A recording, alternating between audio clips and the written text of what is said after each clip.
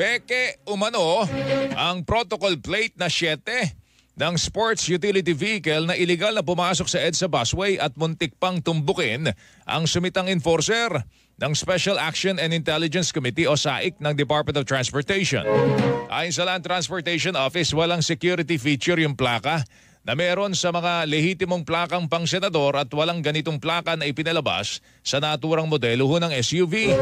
Matatandaang nangyari po ang insidente sa northbound lane bago ang Guadalupe Station ng EDSA busway noong linggo ng gabi. Ayon kay SAIC spokesperson Jonathan Hismundo, inaalam na po nila kung sino ang may-ari ng sasakyan.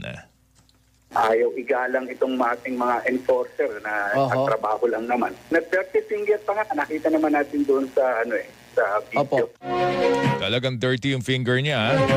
Tinig po ni Jonathan Hismundo. Maggupit ka ng kuko. Tagapagsalita po ng Special Action and